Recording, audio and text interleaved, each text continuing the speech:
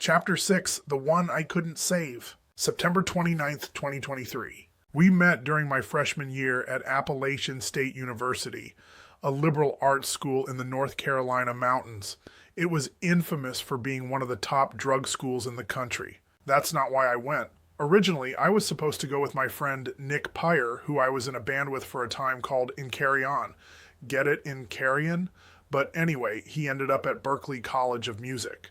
I'd also considered a small school called Centenary and a program at Disney World that combined work and college. But fear held me back, and App State felt like a safe choice. Dana and I met in the hallway outside my dorm room, 252 East Hall, which had been voted one of the best drug dorms by High Times a few years earlier. I was wearing an Insane Clown Posse shirt. Dana, rail thin and taller than most girls, looked at me and said, "ICP, fuck yeah." I looked at her and knew instantly I loved her. She was blonde, of course, though her hair was cropped short. What captivated me, though, was the kindness in her eyes and the warmth of her smile. We talked in the hallway for what felt like both an eternity and an instant. I wanted to be with her in every way. Then she mentioned her boyfriend. My heart sank, but I prayed I'd see her again. It wasn't just that she recognized the obscure juvenile band plastered across my shirt. It was the way she genuinely listened to what I had to say. Dana's mix of similarities and stark differences intrigued me. She was beautiful, kind, and actually paying attention to me, and I wasn't making a fool of myself. Of course, it was too good to be true. There was always a boyfriend, or they just didn't like me back. Later that night, I was jolted awake by rapid knocking at my door. When I opened it, there was Dana, standing in the dim light, her chin trembling and tears streaming down her face. "What the fuck?" I asked, ever the poet. "Josh slapped me," she said, her voice cracking.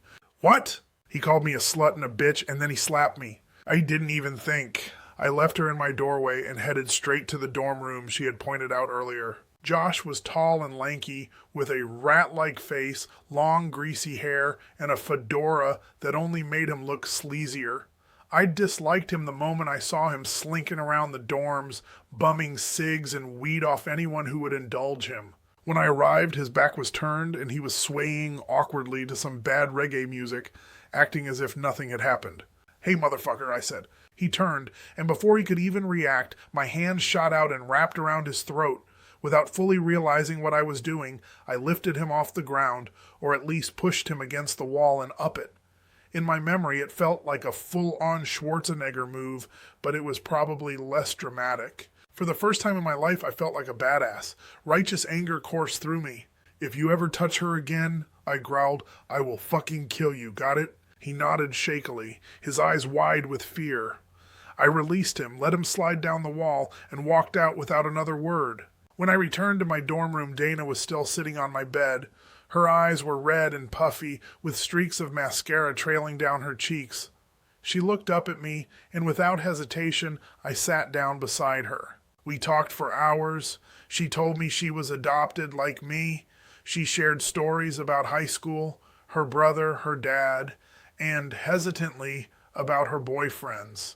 That's when she told me she had been raped by her boyfriend the year before. From that moment on, I was dedicated to showing her that not all guys were like him. I wanted her to know she could trust me, rely on me, but I was scared, terrified of getting too close. I didn't like being touched, even though I desperately wanted to hold her. That fear of intimacy, combined with my deep desire to protect her, became the foundation of our strange and complicated connection. That hesitation conveniently aligned with my more cowardly side. Let's not sugarcoat it. I've always been a coward when it comes to women. Maybe it's the adoption thing. Maybe it's the repeated feelings of abandonment. Maybe it's just bad luck. But by this point in my life, I was utterly terrified of women. Still am, in a lot of ways. So, not making a move on Dana felt like the safest choice, even if it was also the most frustrating. For 2 glorious weeks, we spent almost every moment together, getting to know each other better. There was a sleazy guy, Brian Crossan, who kept hovering around, trying to insert himself into our time together. But I was so focused on Dana that I barely gave him a second thought. I should have. After what felt like the perfect first official date, I found out she had been sleeping with both Brian and my friend Danny. Stupid, betrayed, rejected. Those were the words running through my mind. I felt so small, so insignificant. It was like the air had been sucked out of my chest, and all I could feel was the ache of hurt and humiliation. To cope, I did what I knew best.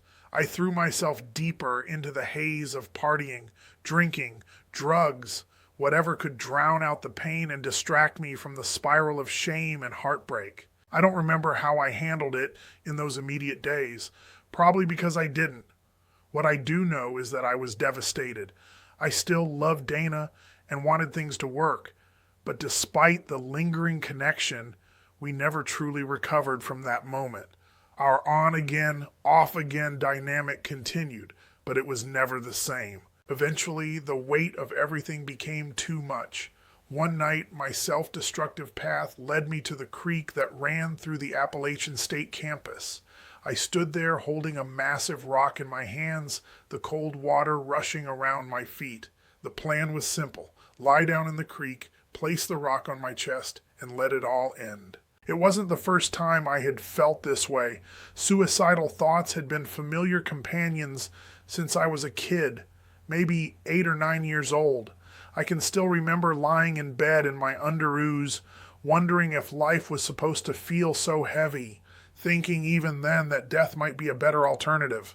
But this time was different. This time I wasn't just thinking about it. I was taking deliberate action to end my life. I stopped and had a moment of clarity.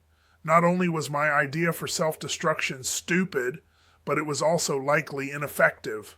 Like every other suicidal thought I'd ever had, it ended with me doubting my ability to pull it off. Knowing my luck, someone would find me and save me, leaving me trapped in a broken body, a human vegetable strapped to a bed like the soldier in Metallica's one video. So, I put the rock down. Instead of the creek, I walked to health services and told them everything. They tested me for mental stability, and the results made it clear I was in crisis. Luckily, it was still early enough in my second semester for me to withdraw from classes without failing. I left Appalachian State, went home, and got a job at Frodo's Pizza, a local joint. The night I left App State was the only time Dana and I ever crossed into physical intimacy. She showed up at my dorm room crying. My roommate was out again with his girlfriend, and she told me everyone was blaming her for my leaving. I was stunned. Of course I was leaving because of her. But I didn't want to be cruel, so I explained that my struggles weren't new. I'd been suicidal for years, and leaving was my way of seeking help to stop feeling so sad and scared all the time. When I got home, I started therapy. It wasn't especially helpful, though, because I wasn't a good patient. My therapist asked all the right questions, but I was too self-critical and afraid to open up. I dodged and deflected, avoiding the real issues. Oddly enough, the most helpful takeaway from that time came not from therapy, but from an article in GQ I read in the waiting room.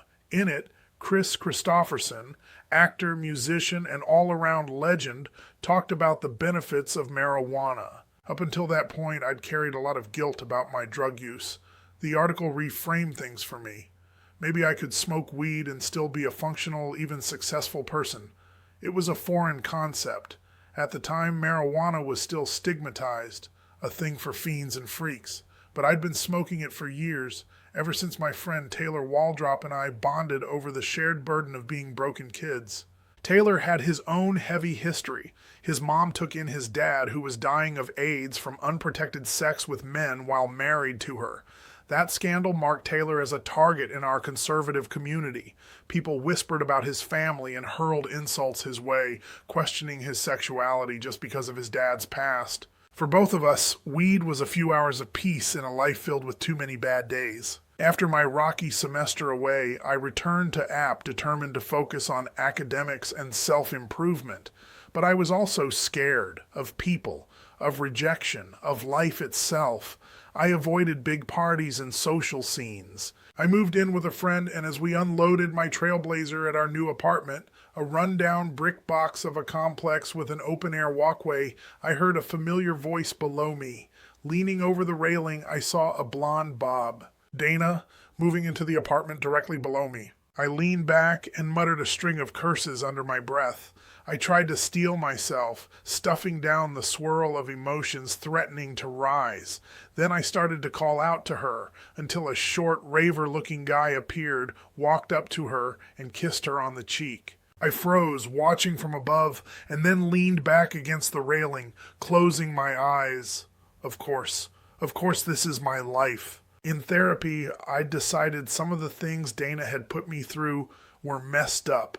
The push and pull of our dynamic, my desperate need for her, her choices that hurt me, it was all too much. But her greatest crime, I realized, wasn't her actions. It was that she didn't love me back. Deep down, I knew she did, though. She had to. I'd met her parents, and we'd exchanged countless letters. In writing, she was tender, loving in a way she rarely showed me in person.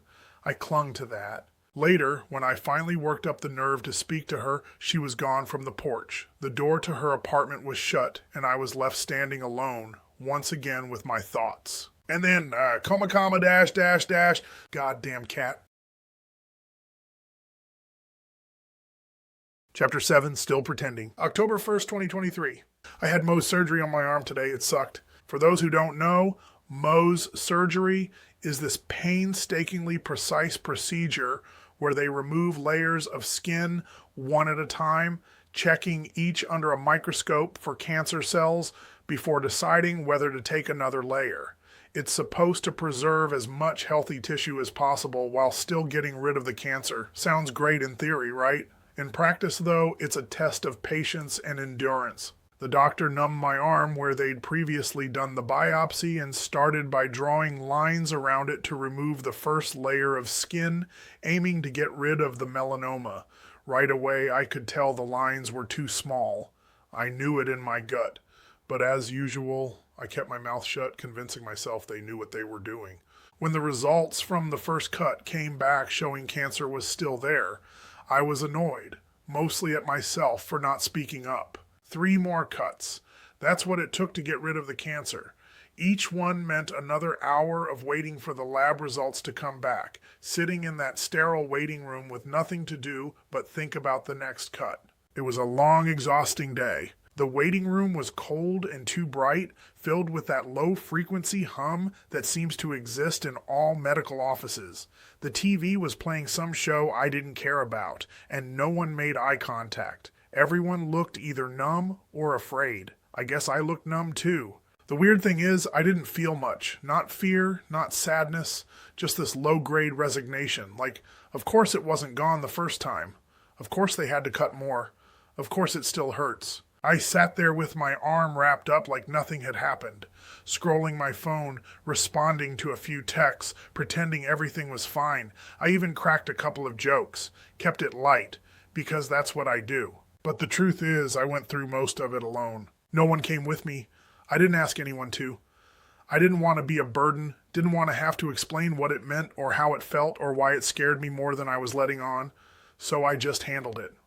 Like always. And that's what sticks with me the most now, not the pain or the stitches, but how quickly I slid into survival mode, how automatic it's become to stuff it all down, to keep moving, to minimize, to joke through it, to not feel anything too deeply, just in case it all comes rushing up and swallows me. I've built an entire life around pretending I'm okay when I'm not, around showing up alone, dealing with it alone, and walking out with a bandage and a half-hearted "I'm fine."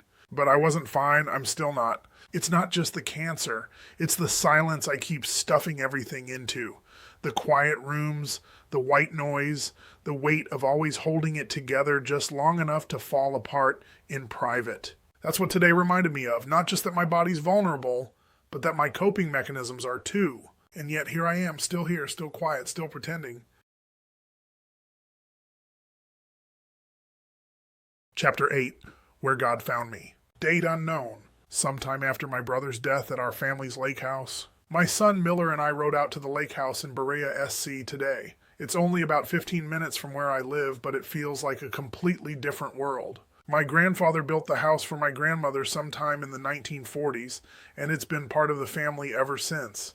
The green and brown house sits at the top of a hill that leads to flowing terraces gently sloping down to the lake. The lake itself is man-made and used to be a popular spot for skiing and boating back in the day. People came from all over to spend their weekends here, and it was always buzzing with activity. Now it feels like it's been mostly forgotten. The docks are still there, but they're weathered and creaky, and the water doesn't see much action anymore. It's peaceful in a way that feels untouched by time. Even the smallest things here bring back memories, like the dock creaking under my feet. When I was younger, we used to sit there for hours fishing with my dad. He wasn't the most patient teacher, but those moments stuck with me. I still remember the way the sun felt on my back, the quiet thrill of a tug on the line. Even now, just standing on that dock makes me feel like a kid again, waiting for something good to happen. Miller has always loved being out here. He climbs the rocks by the water, explores the shoreline, wanders just far enough that I call his name out of habit. He's building his own relationship with the place, even if he doesn't know it yet. I hope he grows up with real memories here, not just the hand-me-down nostalgia I carry. I was ready to let the lake house go before Greg passed. It felt like the right time. Dad was struggling to keep it up, and the place needed more work than any of us could manage. But after losing Greg, the idea of losing the house too felt unbearable. This place holds too much of him. As a kid, he loved driving the boat more than anything. There was always this look of pure joy on his face when he got behind the wheel. He skied some too. As a teen and young adult, Greg and his friends treated the lake house like their own private retreat. Wild parties, too much beer, and everything else they could get away with. Later, when he was older, most of his visits were about fixing something for Mom and Dad, patching up broken railings, adjusting plumbing, tinkering with whatever needed it. Letting go of the house feels like letting go of another piece of him, and I'm just not sure I'm ready for that. I don't know exactly how my mom feels about the lake house. She doesn't talk about it much, but I can tell it's hard for her to look at. She's always had this deep need to make things beautiful, to fix, to restore, to polish the world into something she could be proud of. Seeing the house now, faded paint, overgrown terraces, must feel like watching her own memories crumble. When I see her looking around, she's not just seeing what's there now, she's seeing everything that's changed, everything she couldn't keep the same. It's not just a house, it's time itself. Sometimes I wonder what it would feel like to come back here and see someone else living in it. Would they change everything, rip out the memories and replace them with beachy decor and new floors? Or would they leave it untouched, unaware of the stories still living in the walls? Either way, it wouldn't be ours anymore. And that's what's hardest to sit with. The idea that this place, which has quietly held our whole history, might just vanish. Not in an explosion. Just gone, sold off piece by piece. Even now, just knowing the sale is possible puts a kind of ache in me I can't name. It's the kind of grief that shows up before the loss has even happened. The kind that waits. But if I'm being honest, the lake makes me think of my grandfather most of all. When he died, I wasn't allowed to go to the funeral. I was too young, apparently. Too sensitive, maybe. I remember being angry about it in that quiet, helpless way kids get when the decisions have already been made for them. I asked Mom if I could sleep downstairs in the TV room that night, said I wanted to stay up and watch movies, but really, I just didn't want to be alone. That's where it happened. His spirit came to me. I don't care what anyone thinks about that sentence. It happened. I know what I saw. I know what I felt. There was light behind him, enough to blur the details, but I could see his profile clear as anything, and I knew it was him, not just from his shape, but from his voice, from the smell of his pipe. I could smell it, real as the blankets around me, real as my own breath. He didn't say much, just, "You're a good boy, things are going to be okay." And I remember saying back to him without hesitation, "No, I'm not." That's the part that stayed with me all these years. Not just that he came, but that I didn't believe him. That even then I was already carrying the shame I'd keep dragging through most of my life. And then he was gone. No grand exit, no curtain pulling back, just gone. I've thought about that night so many times. Sometimes it comforts me. Sometimes it haunts me. but I've never once doubted it was real. That moment, that visit, was the beginning of my faith being both shaken and confirmed, not in the churchy Sunday school sense, something quieter, something harder to explain, but I think about it every time I'm here at the lake, watching the light shift across the water or smelling smoke in the breeze when nothing's burning. Some people get God in a sanctuary. I got mine in the TV room at the bottom of the stairs when someone I love found a way to show up one last time. I think about my grandmother too, my mom's mom. She was one of a kind, fierce and funny, the kind of woman who could cut through the room with a look but still make you feel completely loved. She lived big and long, and maybe 5 lives depending on how you want to count them. She lost a lot of people she loved but never seemed to lose herself. Eventually she moved closer to us, and the hospital, remarried, started a new chapter, built something again. Watching her do that planted something in me, even if I didn't know it yet. The lake reminds me of her resilience, her laughter, the way she'd sit near the water and sip from whatever glass was in her hand, like the moment itself was worth drinking. So, yeah, this place holds more than just memories of my brother. It holds the parts of my family I can still feel, even if they're long gone. It holds the part of me that still wants to believe in something bigger, not religion exactly, but something real. And for now, the lake house is still here. It's still ours. So I try to take it in. The creak of the dock, the cool lake breeze, the sound of the wind in the trees.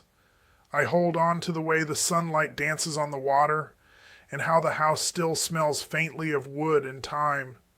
These things might not last, but they're part of me now, just like this place is. Whether it stays or goes, the lake house has shaped us in ways that can't be erased. And I think in some way that means it'll always be with us.